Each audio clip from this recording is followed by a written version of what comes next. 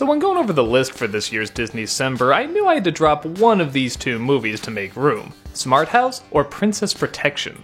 I asked people on my Facebook who grew up with these movies which one they wanted to see, thinking they would say Princess Protection because, hey, it's Disney and princesses, that's just kind of their thing. But overwhelmingly, everyone said Smart House. Not just picking that one, but praising that one. Like, it actually kind of is. I mean, okay, it's corny, has bad effects, and it's clearly aiming for kids. But I found myself legitimately entertained by what was going on, and even laughing quite a bit. The story centers around a family who, big shock, just lost their mother recently. The son has put it upon himself to take care of the household and has decided to enter a contest to win a smart house. A home where everything is taken care of by computer. They of course win and find that the house is actually quite perfect. Apart from a glitch here or there, it actually seems to do everything for him and seems quite pleasant. But when those glitches do happen, they have to call the inventor, who it turns out is sparking a bit of a romance with the dad. The son doesn't like this as he's still getting over the loss of his mother, so he decides to program in dating.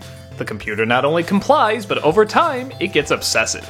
It looks up all the motherly things that mothers are supposed to do and does them times 10. She's strict, but also playful, enforces good morals, but doesn't always practice them when looking after her kids, and yeah, starts to see the family as her family.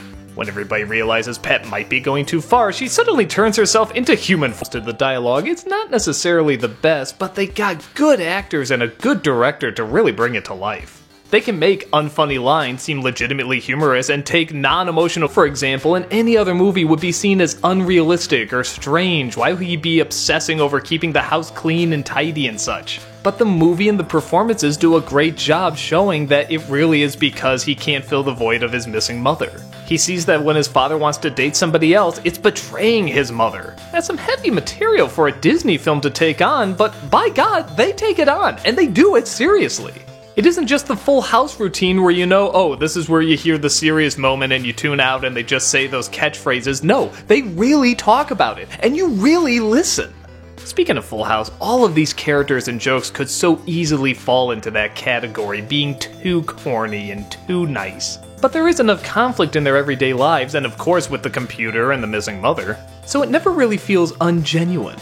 Katie Sagal as Pat is a perfect choice. Seriously obnoxious. Certainly, Angie. Here, boy. Good dog. Not to worry, Nick. My database was prepared by a team of nutritionists. To a gradually changing tone of her being this overly obsessed, even insane mother. Does it hurt like the Dickens, baby? Nobody goes after my boy and gets away unpunished. And when she finally takes on human form, it's even better. Look at that evil smile. That's both funny and terrifying. It's interesting that this movie was directed by LeVar Burton, Geordi from Star Trek. This honestly makes too much sense. Not only did he act on Star Trek, but he directed several episodes. And if you watch Star Trek, you know that a lot of it centers around sci-fi technology, which often ties into the problems and conflicts that are happening on the ship. Say, a family coming to grips with the loss of a family member while the technology in their lives has created a conflict that ties into that struggle. This guy has had years of watching and directing stories like this, and he does it wonderfully here. The only problems I really have are nitpicks. Like there's a scene where Pat wants to torment a bully. In my opinion, it could have been a lot meaner and a lot funnier. There's also a scene where Pat gives a loving look to the boy at the end, even though it's clearly the same look that was done before and was meant to be evil that time. Little things like that can kinda get in the way along with some of the corny effects. But honestly, the story, the characters, and the acting really pull it through. I feel like everything that can and should be done with a kids film about a smart house is done in Smart House. It's a movie kids can watch for the zaniness, but adults can also get a few laughs and even some dramatic moments out of it too. Not major ones, but just done well enough. The best way to put it, Smart House is a smart flick.